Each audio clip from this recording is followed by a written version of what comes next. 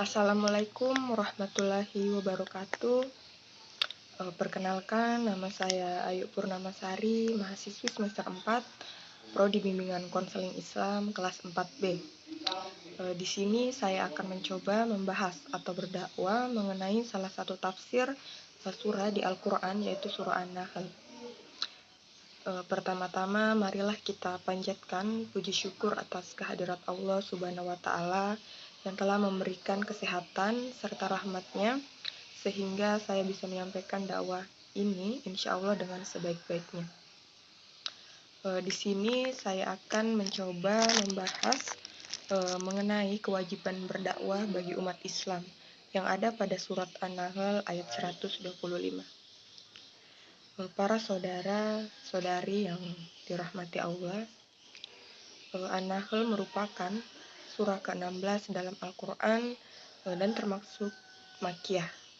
Tema utama surah An-Nahl adalah penentapan uluhiyah dan rububiyah Allah dengan melimpahkan berbagai nikmat kepada makhluknya. Salah satu nikmat itu adalah An-Nahl yang menjadi nama surat ini.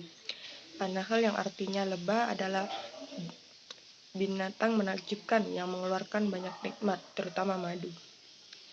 Nikmat terbesar adalah nikmat iman, maka kesyukuran terbesar seharusnya adalah mensyukuri iman. Di antara cara mensyukuri adalah dengan berdakwah atau menyampaikan risalah iman kepada sesama manusia. Bagaimana caranya? Surah An-Nahl ayat 105 menjelaskan. Ud'u illa sabi rabbika bil nikmati wal mau'idatil hasanati wajadilhum billati hisa ahsan. Inna rabbaka huwa a'lamu biman dalla an sabilihi wa huwa a'lamu bil muhtadin. Yang artinya, serulah manusia kepada jalan Tuhanmu dengan hikmah dan pelajaran yang baik, dan bantahlah mereka dengan cara yang baik. Sesungguhnya Tuhanmu dialah yang lebih mengetahui tentang siapa yang tersesat dari jalannya, dan dialah yang lebih mengetahui orang-orang yang mendapat petunjuk. Para jamaah sekalian, selanjutnya poin-poin dari tafsir surah An-Nahl. Yang poin pertama yaitu kewajiban dan metode berdakwah. Poin pertama dari surah An-Nahl ayat 125 adalah kewajiban berdakwah. Ud'u ila sabili rabbika bil hikmati wal mau'idatil hasanati wajadilhum billati hisa ahsan. Yang artinya, serulah manusia kepada jalan Tuhanmu dengan hikmah yang pelajaran yang baik, dan bantalah mereka dengan cara yang baik. Allah Subhanahu wa Ta'ala memerintahkan Rasulullah SAW untuk menyeru manusia kepadanya dengan cara yang bijaksana, yakni dengan hikmah dan mau'idhah hasanah atau nasihat yang baik. Jika diperlukan, barulah jidal atau membantah atau berdebat dengan cara yang baik. Hikmah, mau'idhah hasanah, dan jidal ini adalah metode dakwah yang Allah ajarkan.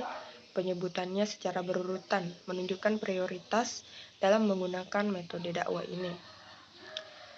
Itu poin kedua, tugas kita berdakwah.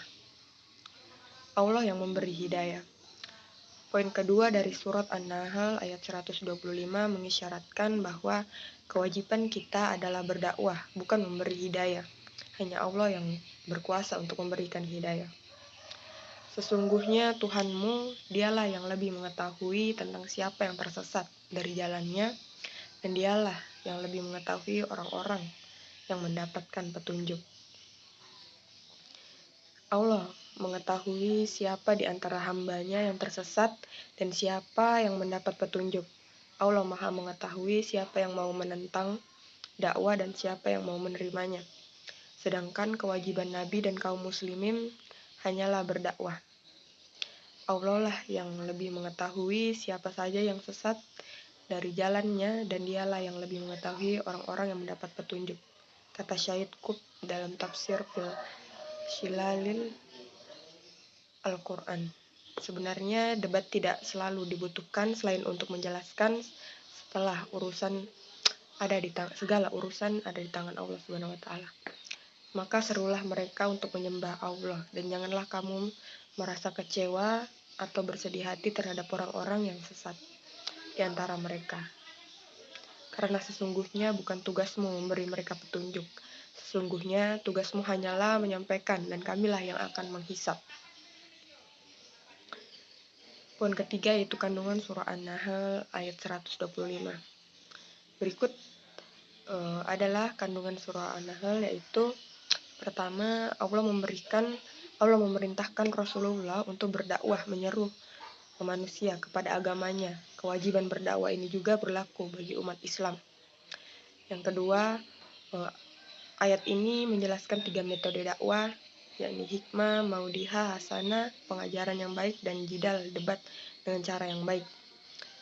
Yang ketiga, Allah hanya mewajibkan dakwah, sedangkan apakah seorang mendapat hidayah atau tidak adalah urusan Allah, bukan kewajiban seorang dai. Yang keempat, Allah Maha mengetahui siapa yang sesat dari jalannya dan siapa yang mendapat petunjuk. Dia Maha mengetahui siapa yang menolak dakwah dan siapa yang menerimanya. Yang kelima, ayat ini